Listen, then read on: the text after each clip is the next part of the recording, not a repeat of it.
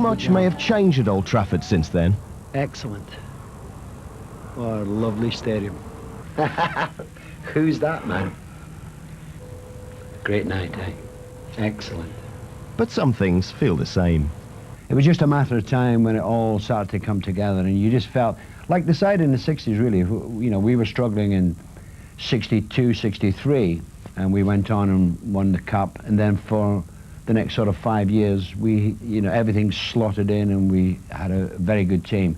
And it was similar to Alex's team. You know, they were near the title, they just didn't get it, and then once they broke through, then really it was that start of that era which has gone on and on and on and on, and of course culminating last season, of course, by winning the treble.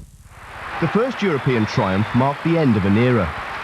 When Sir Matt Busby finally called it a day, his best players had had theirs, and United were heading for relegation. But this time, who's to say that United's domination won't go on and on and on? The difference in the 60s as today is that this got the squad of players. And when, as you say, players who are terrific players have, say, gone past the best or they're no longer required, it's not such a blow today because of this squad that they've got. We didn't have that. If we had, as I really felt at the time anyway, we could have gone on to win the European Cup, you know, maybe a couple, 2 or 3 times, with the basis of that team. Not the same team, but the basis of it and other people coming in. And that is the difference between the 60s and the team of today. It's the players who follow in Denis Law's footsteps who best illustrate, he feels, the value of having strength in depth. The beauty is that they all score goals. And the hardest thing in football for any coach or whatever is to coach somebody to score goals. It is a talent that not many people have got. Andy Cole is a case in point.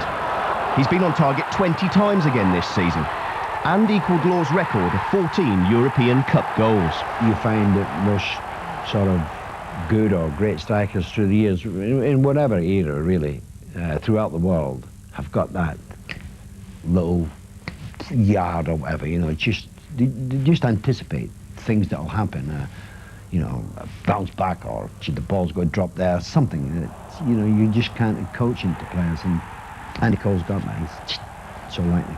Who would be your first choice pairing, though, to start an important game? I'm not telling you that. I'm not telling them that. You'll have to wait and guess. Fair enough. But guess who'd love to play up front with this man's right foot around? Say if I was a striker today and needed somebody to supply what I would say the ammunition, to have somebody on the right like Beckham to come in with these curling balls round the back of defenders, curling in, to me that would be brilliant. Absolutely. And then there's Ryan Giggs, a brilliant talent that for years has prompted comparison with one of Law's legendary teammates. To be fair to Ryan Giggs, to compare anybody with George Best would be, well, fatal. It's been done through the years for many, many years. And no, George Best was, as the name suggests, one of the best, and one of the best players that the game has ever been in the game. But he's certainly, Ryan Giggs is certainly a very, very good player. The goal against Arsenal sums it up entirely and sums up the whole attitude of Manchester United in that particular day. You know, down to 10 men and concede a penalty in the last minute, and you think, well, that's it, gone. And then to come back and then come out with that spectacular goal, was probably the goal of the season. That just sums up the whole attitude of Manchester United. As of course did their dramatic triumph in Barcelona. A fitting end to a remarkable success story, or is there more? Once they've done it, they realise that it can be done. It is not an impossible task. And once you've done it, you just feel that you are the best in Europe. And if you continue as you're doing, you don't have to fear anybody.